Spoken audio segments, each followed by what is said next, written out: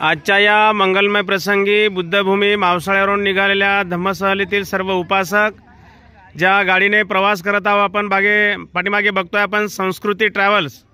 या संस्कृती ट्रॅव्हल्स या गाडीने आपण गेल्या अनेक वर्षापासून धम्मसहलीचं आयोजन करत असतो। आज ऐतिहासिक 20 मार्च महाड सत्याग्रह दिन। या महाड सत्याग्रह दिनाच्या निमित्ताने बुद्धभूमी मावसाळ्यावरून निघालेली ही धार्मिक धम्मसहल आज रायगड येथील किल्ला बघण्यासाठी पोहोचलेले आहेत। आपण बघत आहोत पाठीमागे दोन्ही संस्कृती ट्रॅव्हल्स आणि या दोन्ही गाड्यामध्ये 5 दिवसाच्या धम्मसहलीमध्ये सहभागी झालेले सर्व श्रद्धावान बौद्ध उपासक उपासिका आपल्याला या ठिकाणी दिसत आहेत।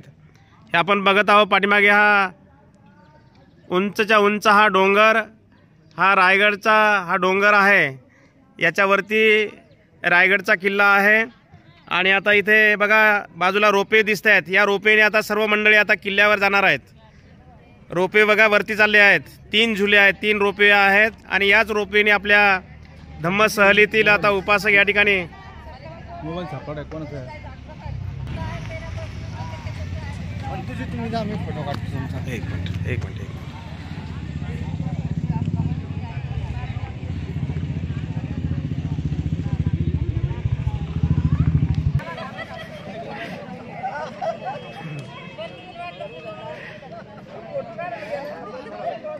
हे सर्व आपल्या धम्मसहलीतील उपासक आहेत बघा। आता हे सर्व रोपवेने आता रायगड किल्ल्यावरती रवाना होत आहेत। पाठीमागे संस्कृती ट्रॅव्हल्स, या संस्कृती ट्रॅव्हल्सचे चालक आणि मालक दोघेही गाडीमध्ये बसलेले आहेत आपण बघतोय।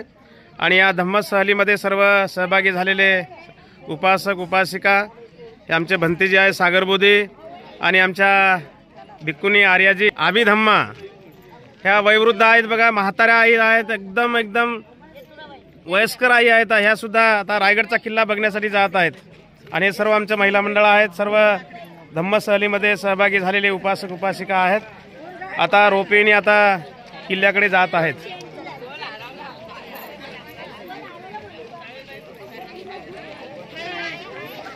अशा पद्धतीने सर्व ग्रुप आता रायगड किल्ल्यावरती रवाना होत आहेत।